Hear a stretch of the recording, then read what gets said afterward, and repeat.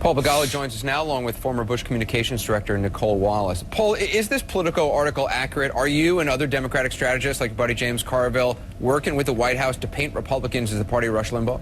I don't have to. First off, I don't work for the White House or any other politician, as you know. I live my life out loud. If I think something, I say it. And unfortunately, you and the other folks on CNN are good enough to give me a platform to do that. But this is one of those occasions where, you know, I mean, I try to be an honest analyst, and of course, I'm also a committed partisan. In both roles, the statement is, I believe, inarguably true, that Mr. Limbaugh is the leading, most powerful force in the Republican Party.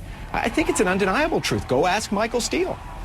But you didn't answer the question. Are you working with James Carville, perhaps Rahm Emanuel, others in the White House as part of a concerted effort to do this?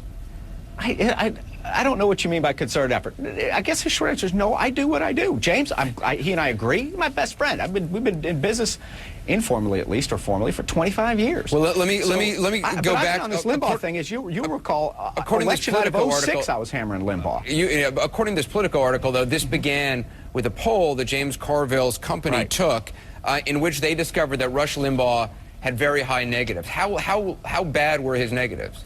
They were catastrophic.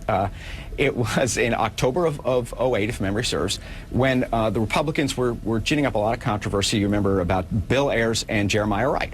So Democracy Corps, which is a nonprofit that Carville's affiliated with, did a poll, and they put Limbaugh's name in there, as well as those two who were central, I think, to some of the Republican attacks on then Senator Obama. And it turns out that Mr. Limbaugh's negative was 58. And Bill Ayers and Jeremiah Wright were right about 50. So he had more people didn't like Rush Limbaugh than didn't like Reverend Wright? Yes.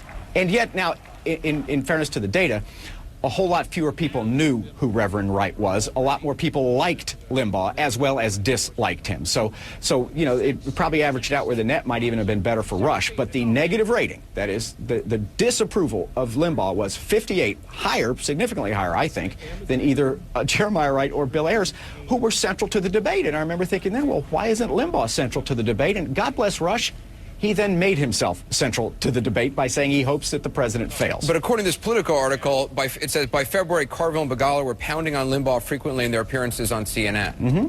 Sure. Yeah. Not just CNN, street corners, at the dinner table, wherever two or more are gathered, there too was my anti-Rush views, and they've been long-standing. As I was saying a moment ago, on election night of 06, when Rush Limbaugh was then engaged in a big fight with Michael J. Fox, I suggested that one of the reasons Claire McCaskill won the Missouri Senate race 2 years ago was because, as I said then, it came down to a beloved actor, Michael J. Fox, against Limbaugh, who at the time I described as, I think it was a gas bag, or a drug-addled gas bag, I think that was it. So I have a long history of disliking Rush, and I don't intend to stop now. So, Nicole, I'll bring you in a second, but I just want to try to get an answer on this. You allegedly, Paul, have daily phone calls with Rahm Emanuel, an old friend of yours, as well as James Carville. This is all what I've read. It's been reported. So clearly the light bulb goes off with you and Carville about Rush Limbaugh and his high negatives. Is that something you tell Rahm Emanuel? Because all of a sudden this weekend, Rahm Emanuel, out of the blue, unprompted, started talking about Rush Limbaugh. Well, you'd have to ask Rahm what prompts him to do anything, but you know, we're very close friends. But I don't take orders I love Rahm. He's a dear friend of mine. I don't take orders from him or anybody else. I don't work for any politicians. I work for CNN. But clearly, if you're talking to Rahm Emanuel every day on the phone, and this light bulb has gone off in your head and James Carville's head, I find it hard to believe you didn't say to Rahm Emanuel, guess what? Look at these poll numbers. Oh, I don't know. I don't keep careful notes of these things. My view is I keep private conversations private, Anderson, and that's part of what I do to try to figure out what's going on in the world. But also, I mean, I talk to my friends about any number of things, but here's the secret. I don't like Rush Limbaugh. Here's the other secret. He is the most powerful person in the Republican Party today, bar none.